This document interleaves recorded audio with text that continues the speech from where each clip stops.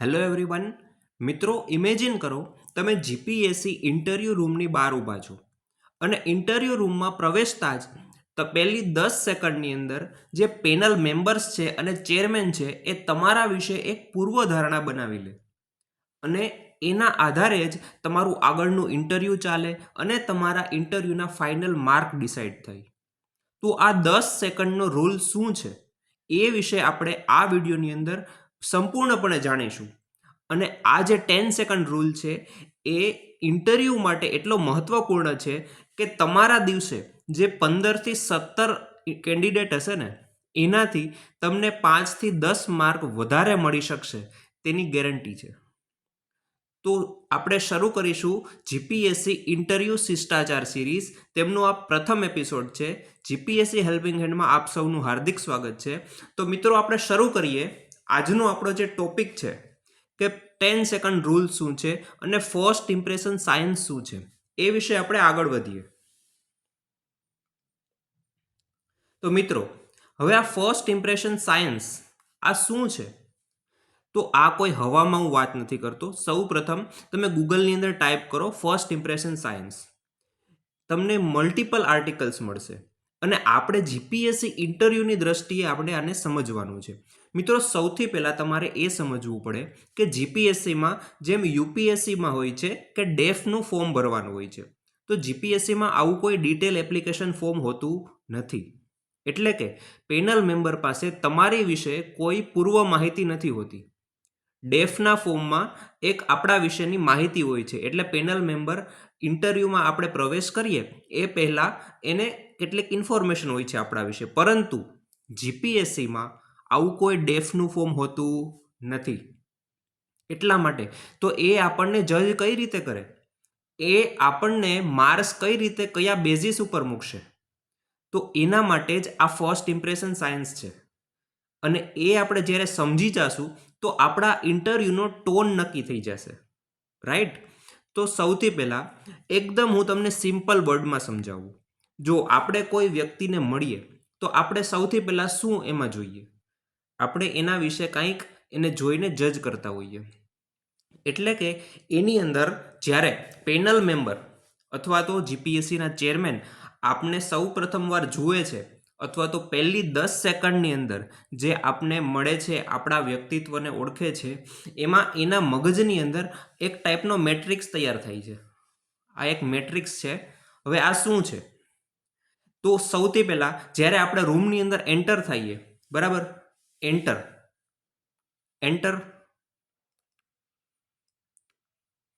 તો એન્ટ્રી વખતે સૌથી પહેલાં એને આપણા ફેશિયલ એક્સપ્રેશન જોવા મળશે. તો આ ફેશિયલ એક્સપ્રેશન છે એ દર્શાવે કે આપણી અંદર કેટલો કોન્ફિડન્સ છે. તો કોન્ફિડન્સ એ આપને ફર્સ્ટ ઇમ્પ્રેશનમાં જોવા મળે. ત્યારબાદ આપણું અપિયરન્સ કેવું છે, આપણું ડ્રેસિંગ કેવું છે. તો ડ્રેસિંગની અંદર આપણે આગળ ડિટેલમાં વાત કરીશું, પરંતુ ડ્રેસિંગ છે એ તમારું ડિસન્ટ હોવું જોઈએ. કોઈ સૂટની આવશ્યકતા નથી, બરાબર, કોઈ મોંઘા કપડાની આવશ્યકતા નથી, પરંતુ ડ્રેસિંગ છે એ ડિસન્ટ હોવું જોઈએ. તો આ ડિસન્ટ શું છે એ આપણે આગળ ચર્ચા કરીશું. ત્યારબાદ તમારી એન્ટ્રી કેવી છે, રૂમમાં તમે એન્ટર કઈ રીતે થાવ છો, તમે ગ્રીટ કઈ રીતે કરો છો, ગ્રીટિંગ તમારું કેટલું છે, કેવું છે, અને તમારું સિટિંગ પોસ્ચર કેવું છે. આટલી વસ્તુ 10 સેકન્ડ રૂલની અંદર ઇન્ક્લુડ થાય છે. તો આ 10 સેકન્ડ રૂલને 1 બાય 1 ડાયસેક્ટ કરીએ અને દરેક વિશે આપણે ડિટેલની અંદર સમજીએ. બરાબર? અને કઈ વસ્તુ તમારે અવોઇડ કરવાની છે એવું ખાસ કહીશ, એનું ધ્યાન રાખવાનું છે. સૌથી પહેલાં entry, how to enter the room. તો જો સૌથી પહેલાં બે ઓપ્શન તમારી પાસે હશે. જનરલી જીપીએસસીની અંદર કેવું હોય છે, કોઈ એક વ્યક્તિ તમને બોલાવવા આવે છે કે તમારો ઇન્ટરવ્યૂનો વારો આવી ગયો છે અને એ જ તમારું બહાર ડોર ખોલી દેશે. તો ડોર નોક છે એ તમારે ઘણી વખત કરવું પડતું નથી. પરંતુ જો આવું ન થાય તો ગભરાવાની જરૂર નથી. તમારે પોલાઇટલી 2 વખત ડોરને નોક કરવાનું અને ડોરને થોડુંક ઓપન કરી અને ચેરમેનને પૂછવાનું અથવા પેનલ મેમ્બર તમારી સામે જે જોતો એને પૂછવાનું, મે આઈ કમ ઇન સર, અથવા તો હું અંદર આવી શકું. આ રીતે પરમિશન માંગવાની. બરાબર? તો આપણું પહેલું સ્ટેપ થઈ ગયું ડોર નોક અને પરમિશન. 2 વસ્તુ આપણે કરવાની છે. પરમિશનની અંદર એકદમ રાડ પાડીને નહીં, બીવડાવી નથી દેવાનું, બરાબર. આ ઉપરાંત ઘણાને કેવી ટેવ હોય, આપણે ઘરની અંદર બહુ ટેવ હોય છે ઘણાને, કે દરવાજો ખોલે ને તો ધડામધડી કરીને બંધ કરે, બાજુના 3 રૂમમાં સંભળાય. તો આ રીતે ઇન્ટરવ્યૂમાં નથી કરવાનું, બરાબર. એકદમ પોલાઇટલી ડોર ઓપન કરવાનું અને ડોર ક્લોઝ કરવાનું નથી ભૂલવાનું, બરાબર. જો તમે ડોર ઓપન કરતા હોય તો ડોર ક્લોઝ પણ કરી દેવાનું, એ પણ પોલાઇટલી કરી દેવાનું છે. ઓકે. ત્યારબાદ તમે પરમિશન માંગી લીધી, બરાબર. હવે તમે કીધું કે મે આઈ કમ ઇન સર, તમે કીધું, એક જ મિનિટ, જો તો તમે કીધું મે આઈ કમ ઇન સર, સર્સ કહેવાનું છે, સર્સ અથવા તો મેમ, બરાબર. તો આ રીતે તમે પરમિશન માંગી, અથવા તો ગુજરાતીમાં પણ તમે માંગી શકો. ગુજરાતીમાં હું અંદર આવી શકું, ઓકે. આ રીતે ગુજરાતીમાં પરમિશન માંગો તો પણ એનો કોઈ જ વાંધો નથી, પરંતુ આમ હાથ આમ કરીને નથી પૂછવાનું. ઘણા લોકોને આમ પ્રાઇમરીની ટેવ હોય, મે આઈ કમ ઇન સર, તો આ રીતે નહીં, બરાબર. એકદમ પોલાઇટલી તમારા શોલ્ડર બરાબર ટાઈટ હોવા જોઈએ, હાથ નીચે, મે આઈ કમ ઇન સર, આ રીતે. હવે પરમિશન તમે માગી લીધી પછી ઘણા એટલા ઉતાવળા હોય, સામે મેમ્બર છે, ચેરમેન છે, એ હા કે ના કંઈ બોલે નહીં, એ પેલા અંદર ઘૂસી જાય. તો પરમિશન માંગી તો પરમિશનની રાહ તો જોવી ને, એ તમને કહેશે કે યસ કમ ઇન, ત્યારબાદ એન્ટર થવાનું. આ વસ્તુનું ધ્યાન રાખવાનું, બરાબર. એટલે જ મેં સેપરેટ પોઈન્ટ લખેલો છે, જુઓ અહીંયા, કે વેઇટ ફોર પરમિશન. પરમિશન આપે એની રાહ જોજો, બરાબર. તો આ આપણું પહેલું સ્ટેપ થયું. હવે તમે રૂમની અંદર પહોંચી ગયા છો, રૂમની અંદર પહોંચી ગયા છો. હવે તમારે કરવાનું છે ગ્રીટ. ગ્રીટ એટલે શું, કે આપણે કહીએ ને ગુડ મોર્નિંગ સર, અથવા ગુડ આફ્ટરનૂન, ગુડ ઇવનિંગ, જે પણ સમય હોય, અથવા તમે નમસ્તે કહી શકો, તમને જે કમ્ફર્ટેબલ હોય એ વસ્તુ, એને આપણે ગ્રીટિંગ કહીએ છીએ. અંગ્રેજીમાં એને ગ્રીટિંગ કહેવામાં આવે છે. તો ગ્રીટિંગ પહેલાં તો ક્યારે કરવાનું, સૌથી પહેલો પ્રશ્ન એ આવે. ઘણા લોકો ડોર પાસે ઊભીને કરે, રૂમમાં એન્ટર થાય એ પહેલાં ડોર પાસે ઊભીને કરે ગુડ મોર્નિંગ મેમ, તો એ વસ્તુ ખોટી છે, ધ્યાન રાખવાનું, બરાબર. ડોર પાસે નહીં કરવાનું. તો ગ્રીટિંગમાં કઈ રીતે ધ્યાન રાખવાનું છે, એક તો ગ્રીટિંગ ક્યાંથી કરવું,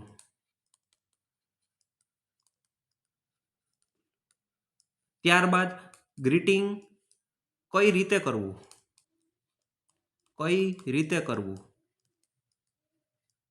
અને ગ્રીટિંગ કયા ઓર્ડરમાં કરવું, બરાબર. તો ગ્રીટિંગ ક્યાંથી કરવું, તમે રૂમની અંદર એન્ટર થશો એટલે તમારી રાઈટ સાઈડની અંદર જનરલી, અથવા લેફ્ટ સાઈડમાં ચેર હોય છે જ્યાં તમારે બેસવાનું હોય છે. તો ચેરની એકદમ પાસે ઊભી અને તમારે ગ્રીટિંગ કરવાનું છે. ઊભા રહીને સૌથી પહેલાં તમારે ગ્રીટ કરવાનું છે. Good morning sir, good morning ma'am, બરાબર. તો ચેર પાસે ઊભા રહીને, તમારી બેસવાની જે ચેર હોય, તમારી ચેરો, તમારી બેસવાની, બધું લખી દેવું પડે. વળી પાછા તમે ત્યાં કહો સરે આવું કીધું નહોતું. તમારી બેસવાની ચેર પાસે જઈને તમારે ગ્રીટ કરવાનું છે. હવે કઈ રીતે કરવું, તો આ વિશે આપણે સમજીએ. આપણે વાત કરીએ એમ કે ગુડ મોર્નિંગ કહી શકો, ગુડ આફ્ટરનૂન કહી શકો, ગુડ ઇવનિંગ કહી શકો, નમસ્તે કહી શકો, તમને જે પણ સારું લાગે. પરંતુ આમાં કેટલાક દોડડાયા હોય, જે અંગ્રેજી મીડિયમવાળા કેટલાક હોય, સાંજે 5 વાગે ઇન્ટરવ્યૂ હોય તો પણ શું કહેશે ખબર, ગુડ મોર્નિંગ. ઓવર સ્માર્ટ બનવા જાય. હવે આ 5 વાગે તમે ગુડ મોર્નિંગ કહેશો, પછી ચેરમેન પૂછે કે કેમ અત્યારે તો 5 વાગેલા છે, અત્યારે કેમ ગુડ મોર્નિંગ કહો છો, તો શું કહે ખબર, સર દિવસમાં પહેલી વખત જ્યારે મળીએ ત્યારે ગુડ મોર્નિંગ કહેવાનું, આવું હોય છે. તો આ તમે જ્યારે હવે એની તમે અણી લેવા જશો, એની સાથે લમણા લેશો, તો તમારું ઇન્ટરવ્યૂમાં પણ એ ફૂલ મજા લેશે. એટલે આપણે બહુ ઓવર સ્માર્ટ નથી બનવાનું. તમારે શાંતિથી 5 વાગ્યા હોય તો ગુડ આફ્ટરનૂન, ગુડ ઇવનિંગ કહેજો, સવારનો ટાઈમ હોય તો ગુડ મોર્નિંગ કહેજો, અથવા નમસ્તે કહેજો, બરાબર. તો આ કઈ રીતે કરવું એ વસ્તુ છે. કયા ઓર્ડરમાં કરવું, હવે સૌથી પહેલાં તમે આપણા જે પેનલના જે ચેરમેન હોય એ જીપીએસસીના મેમ્બર હશે, એટલે કે આશા મેડમ હશે, અથવા તો જીપીએસસી ચેરમેન હશે જે હસમુખ પટેલ સર હશે. આ બેમાંથી એક હશે. સૌથી પહેલાં તેમને તમે કહેશો કે ગુડ મોર્નિંગ સર અથવા ગુડ મોર્નિંગ મેમ. ત્યારબાદ તો એની લેફ્ટ સાઈડમાં અને રાઈટ સાઈડમાં મેમ્બર બેઠેલા હશે પેનલના. બરાબર, આ રીતનું જીપીએસસીનું તમને ખબર છે ને, આ રીતનું એક રેક્ટેંગલ ટેબલ હોય છે. બરાબર, અહીંયા આપણા ચેરમેન બેઠેલા હોય છે, અહીંયા ચેર મૂકેલી હોય આ રીતે. બરાબર, અને અહીંયા તમારે બેસવાનું હોય. ઓકે, તો અહીંયા તમે, અને અહીંયા ડોર હોય છે, આ ડોર છે. બરાબર, તો તમે અહીંયાથી એન્ટ્રી લેશો ડોરથી, અહીંયા ચેર પાસે જશો અહીંયા, અને અહીંયા જઈને તમે ગ્રીટ કરશો.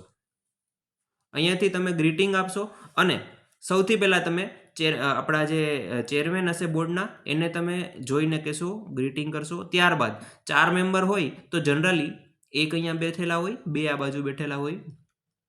તો આ બાજુ સૌથી પહેલાં ચેરમેન શ્રી અને આ મેમ્બરને જોઈને ગુડ મોર્નિંગ કહેવાનું. ત્યારબાદ આ બંને મેમ્બરને જોઈને ગુડ મોર્નિંગ કહેવાનું, 2 જ વખત કહેવાનું. ઘણાને એ પણ પ્રશ્ન હોય કે 4 મેમ્બર હોય તો બધાને સિંગલ કહેવાનું છે ગુડ મોર્નિંગ? નહીં. અને એવું નથી કરવાનું કે ખાલી ચેરમેનને જોઈને ગુડ મોર્નિંગ કહી દીધું, પેનલ મેમ્બર એની રીતે બેઠા છે. આ રીતે ઇગ્નોર પણ નહીં કરવાનું. એટલે બહુ સ્માર્ટલી તમારે હેન્ડલ કરવાનું છે. 2 વખત, એક વખત ચેરમેન અને આ સાઈડ મેમ્બર જે હોય એને જોઈને કરવાનું, બીજી બાજુ હોય તેને બીજી વખત કરી દેવાનું. આ રીતે તમારું ગ્રીટિંગ કમ્પ્લીટ થઈ ગયું. બરાબર, ગ્રીટિંગ. હવે આપણે જોયું સૌથી પહેલાં શું, રૂમમાં એન્ટર થઈ ગયા, ત્યારબાદ આપણે ગ્રીટિંગ પણ કરી લીધું. તો હવે ત્રીજી વસ્તુ જે ઇમ્પોર્ટન્ટ છે એ છે સિટિંગ એટિકેટ્સ. એટિકેટ્સ એટલે શિષ્ટાચાર. હવે જો આની અંદર છે ને બહુ ધ્યાન રાખવા જેવી વસ્તુ છે, કારણ કે આમાં કેવું છે, આપણી અંદર એક પ્રી કન્સીવડ નોશન હોય છે, એક મસલ મેમરી હોય છે. આપણે નાનપણથી જે રીતે બેસવાની ટેવ હોય એ બધી ઓટોમેટિક ઇન્ટરવ્યૂ ટાઈમે બહાર નીકળી જાય, અને એ આપણે થવા નથી દેવાનું. ઘણા લોકોને આવી ટેવ હોય, પગ ઉપર પગ ચડાવીને બેસે, તો આ રીતે બેસવાનું નથી. ઘણા લોકોને આ રીતે ટેબલ ઉપર હાથ રાખીને બેસવાની ટેવ હોય, આમ હાથ રાખીને બેસી જાય, એ પણ કરવાનું નથી.